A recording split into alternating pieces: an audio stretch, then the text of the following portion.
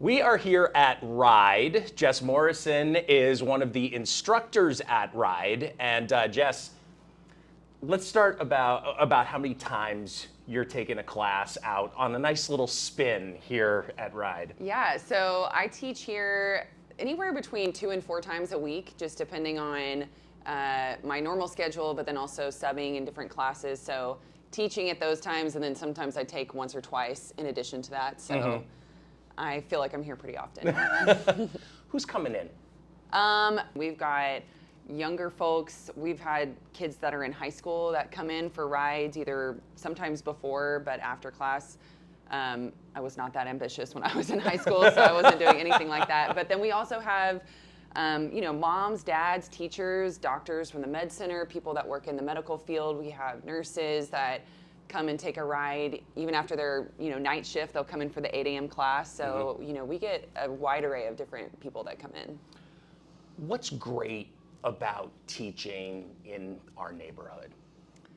I think the best part about teaching in the neighborhood is really having the opportunity just to meet a bunch of new people, and it provides a sense of community.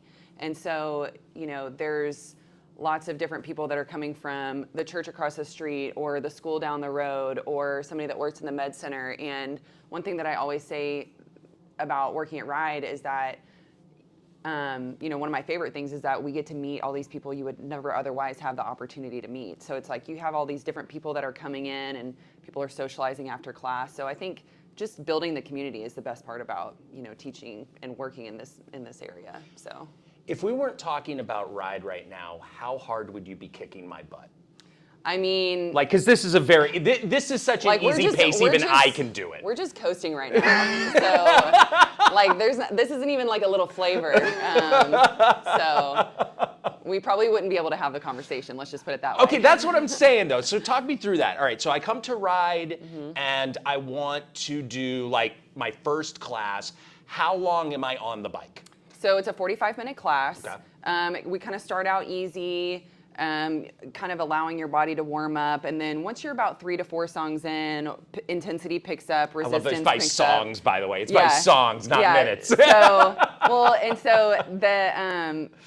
we have a way that we teach, a style that we teach, and so every class is the same amount of songs, and so each song really has a purpose within the class, and so the flow of the class and each song has an intention of doing something to warm your body up, to push yourself, to slow down, build resistance, build strength. So it's definitely not just okay, let's play a bunch of songs and go as fast as we can. Every song has intention. Okay, so my wife has referred to the music that I listen to when I work out as too scary for the kids.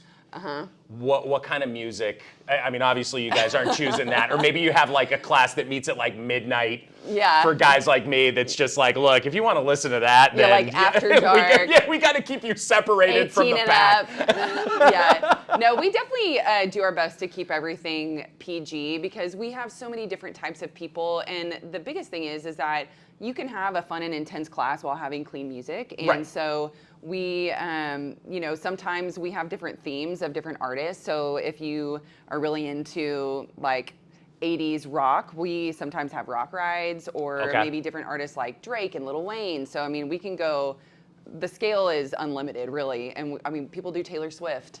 And then we also did rodeo rides during the rodeo. Oh, that's cool. Nice. Cody Johnson is the opener. Right. So, we can, lots of different, a wide array of music, but also we do try to keep it tasteful to everybody. Yes, non-scary music. So who's picking the music then? We pick the music. So you do? Yeah, so as an instructor, I'm responsible, I do all of the music, so I'm also a DJ slightly.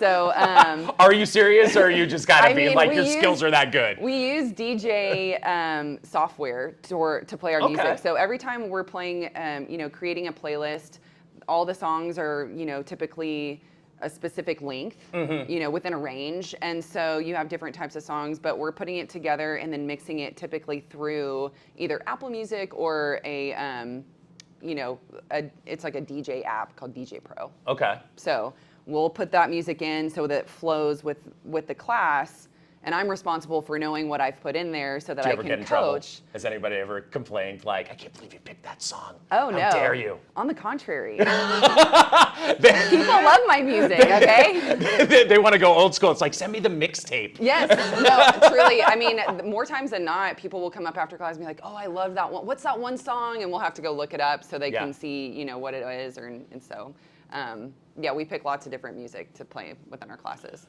Jess Morrison, we're at RIDE.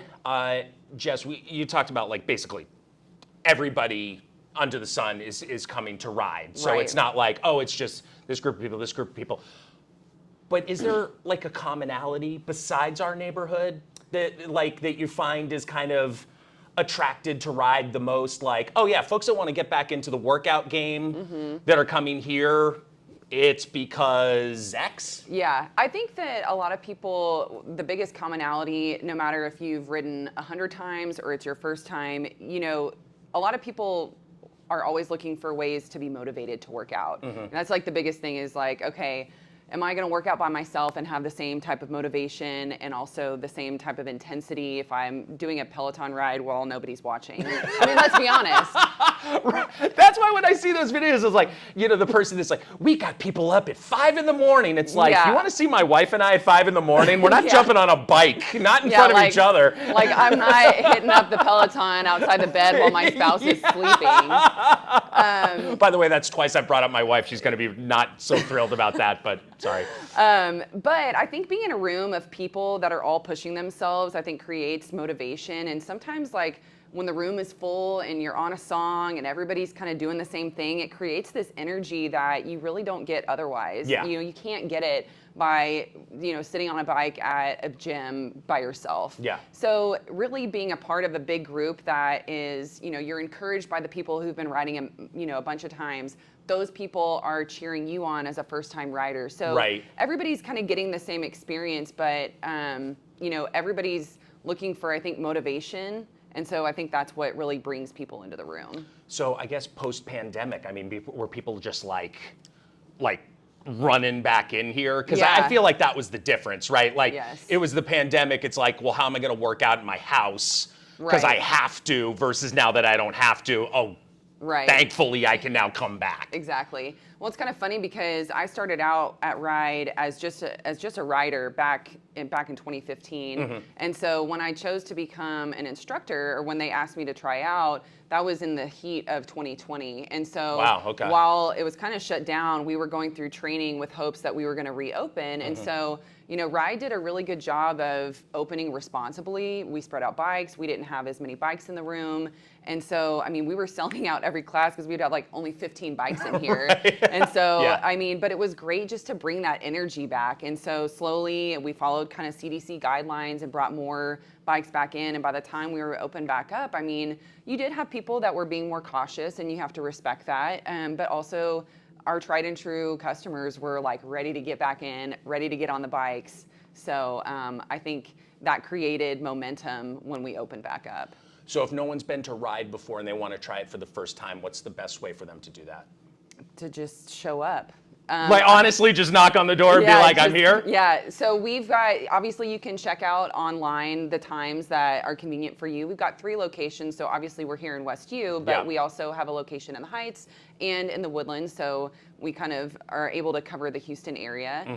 So whatever time is convenient for you. If you're an early morning person, you can come in the morning and work out. Or if you want to work out at lunchtime, we've got plenty of different times throughout the day that you can work out. So signing up online and then getting here a little bit early to sign a waiver just to make sure you're comfortable with everything. And then one of the staff members, either me or one of the front, you know, girls that work at the front desk, will help you get set up on your bike, and you just kind of jump in. And so I think one of the things that people get intimidated by if it's their first time is like, oh, I don't know how to do the choreography, or I don't know how to do all these different Right. things. And really step 1 is just to like show up and have fun. Step 2, we are a rhythm-based ride class, so let's get on the beat. And then step 3 is the choreography. But I mean, if I'm being honest, the first time I took a class, was a disaster. I remember it well. And they did not exile you, Yes, so good and news look, on that. I'm here now, so I'm teaching. The first time I took a class, I felt like I had baby gazelle legs afterwards. Right. I was like noodly, and it was not good. But Okay, so how's yeah. my choreography? I mean, it's am I great. dabbing Yeah, correctly? we're dabbing, we're pushing, and then dabbing. I might add that in. Jess Morrison, thank you. Yes, thank you so much. So swing by RIDE. Also, the website is now right there, so you can check in online as well. And anything coming up that's going to be new and exciting at RIDE? Yes, actually, we have, so every year, twice a year, we do an event called the Tribe Ride. And so it's kind of a challenge. So we push our customers to come basically as many times as they can within the month of April. But you have to come a minimum of 15 times, correct? You have to come a minimum of 16 times. You were so close. I know, so close.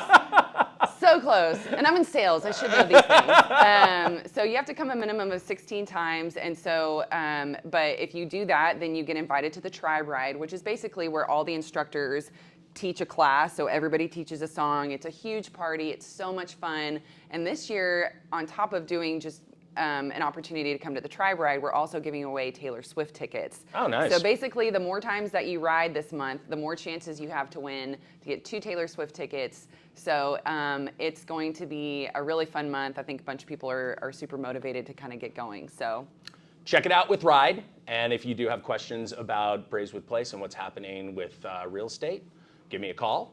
And those numbers and my website and every other social means that you can connect with me coming up right now.